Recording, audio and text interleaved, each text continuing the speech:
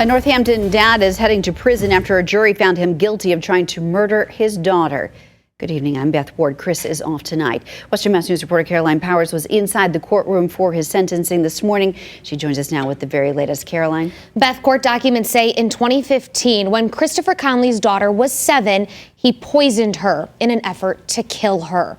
Prosecutors say she survived, but since then has been living with physical, emotional, and mental pain. She was sentenced to a life in prison, a prison controlled by her injured body, a prison controlled by her injured mind. The courtroom was emotional Monday morning as the young girl's adopted mother read an impact statement in regards to the physical trauma she endured by her father, Christopher Conley. While the victim's name was shared in court, Western Mass News has decided not to identify her. Not only does have to live with the fact that her father did not protect her, she has to live with the fact that he is the one she needed protection from. A jury convicted 37-year-old Christopher Conley of attempted murder, assault and battery on a child by means of a dangerous weapon, and assault and battery on a child causing substantial bodily injury. Court documents obtained by Western Mass News say in April 2015, he injected liquid plumber drain cleaner into his then 7-year-old daughter's C-tube, which flushes waste from the intestine in an attempt to kill her. The victim survived, but her adopted mother says she had to constantly go to Boston Children's Hospital for treatment, and she deals with painful daily injections, blood draws, procedures, and dressing changes. She now lives with multiple physical and emotional scars.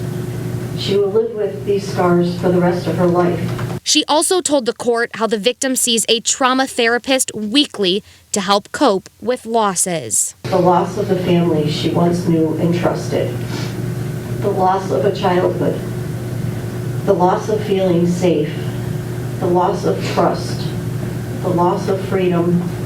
The loss of positive body image. She continues to deal with the unknown of why this was done to her, the unknown of what she will have to face in her future, the unknown of whether her reproductive organs have been damaged and if she will ever be able to have children of her own. With a life sentence of all of her scars, all of her fears, all of her losses, all of the unknown, survived. Conley was sentenced to 16 to 18 years in prison. For Western Mass News, I'm Caroline Powers.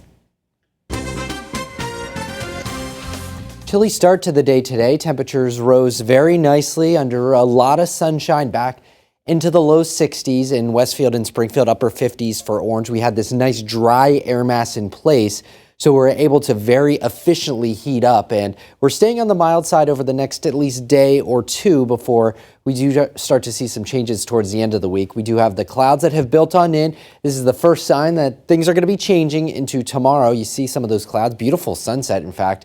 Sun setting just about a half an hour ago, and still some nice colors from that setting sun.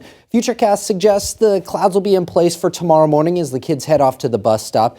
Maybe no drizzle, at least initially, but by about noontime, we're dealing with a few showers, isolated in nature. The heavier rain arrives as you go towards dinner time and beyond. Maybe even some isolated spots picking up some coatings of snow into Tuesday, into early Wednesday. Wednesday, we're holding on to a few of those showers. I think mainly showers for the Springfield area, a few extra snowflakes north and west of town. So tonight, falling back into the middle 30s, clouds definitely building, thickening up as you wake up and head out the door, but another mild day back into the middle 50s, but the afternoon and evening showers will be around. You're dodging some of those raindrops as you head home from work tomorrow. We do have a lot to talk about in the extended forecast, including our brief Arctic shot of air towards the end of the week. The details on that in just a few. Beth?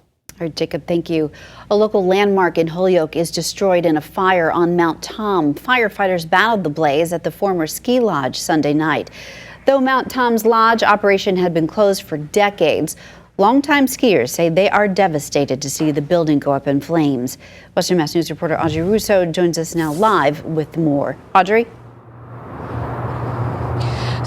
Sunday night's fire was essentially like rubbing salt in the wound of this already dilapidated building. Fire officials battled the flames Sunday night, but the local skiers I spoke with say that time, vandalism, and graffiti have taken their toll on Mount Toms, and now they say that this fire is just one other way that this local landmark is being erased. The last time I saw it, it's, total disrepair, and really sad to see based on the history of that area. Jim Kennedy's ski shop is close to Mount Tom.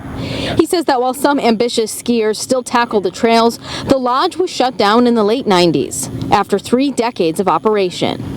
Other local skiers say they weren't surprised to see the abandoned building go up in flames Sunday night. There's been stuff happening there and people destroying things. It's just like, okay, here we go again. Holyoke fire officials confirmed to Western Mass News they've responded to 4 fires at the Mount Tom ski area since 2010. They tell us one firefighter was hurt in Sunday night's blaze, but say they've since been released from the hospital with minor injuries. There are a lot of good times, a lot of memories, so you hate to see anything like that happen. The graffiti-covered wreckage is a far cry from the lodge that's honored with a homemade plaque in the Competitive Edge Ski and Bike Shop. Jim says he fears the memories of the ski lodge will now fade faster from local memory, something he couldn't have imagined as a child. Parents would drop you off in the afternoon and pick you up at closing time, and it was wonderful. We really didn't know what we had at the time. We just assumed that would be there forever. Now, fire crews say that they had to battle Sunday night's flames from outside of the building, as they said the inside was deemed too dangerous for firefighters to enter. The cause of the fire is still under investigation. Live in Holyoke, Audrey Russo for Western Mass News. Audrey, thank you. Massachusetts voters began voting in the presidential primary today ahead of Super Tuesday on March 3rd. This is the first time early voting is being allowed in a presidential primary in the Bay State. Western Mass News reporter Sarah Gurnelli is live in Ware with more on that story. Sarah? Beth, right now we're at Town Hall and you can see it is closed, but this sign on the door giving people an idea of where to go and what time they're open. Western Mass News has checked in with communities around the area and found the chance to vote early in the week prior to the actual primary day next Tuesday has attracted many voters today. South Hadley and Springfield report a steady stream of voters all day today. Holyoke says they had about 40 people voting there, and in Ware, the town clerk says more than 20 people have been here. She says she's expecting to have a bigger turnout later in the week. The clerk tells Western Mass News why voting early is important. I think it's great. It gives voters the opportunity to actually take advantage. It's my understanding, and looking back at records here and Where, we've always had a good turnout at the presidential primary. Don't forget, they're doing presidential preference as well as state committee man and woman and local town committees, whether they're Republican or Democrat, that are listed on the ballot. There are 15 Democratic candidates on the Massachusetts ballot, and you can see that several names on here, right here, people who have already dropped out of the race. On the Republican side, there are 4 candidates on that list. The third is Donald Trump, and all the towns and cities are open for ballot voting during normal business hours. And for a full list of where you can head to vote, that's on our website at westernmassnews.com. Live in Ware tonight, Sarah Gurnelli, Western Mass News. Sarah, thank you. New developments on a story Western Mass News has been following for months now. The USDA says that they believe appropriate veterinary care and intervention was administered to 2 elephants that passed away in the care of Comerford Zoo in Connecticut. Comerford showcased the 2 elephants, Karen and Beulah, at the Big E over the years.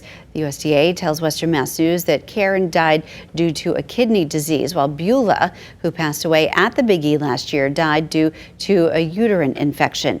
In a statement, the USDA says Comerford's attending veterinarian was directly involved with the medical care and assessment of Karen and Beulah for both routine and preventative veterinary care, as well as medical issues and concerns. They add that facility personnel followed the attending veterinarian's instructions for both elephants and had frequent communication to update him on the elephant's conditions.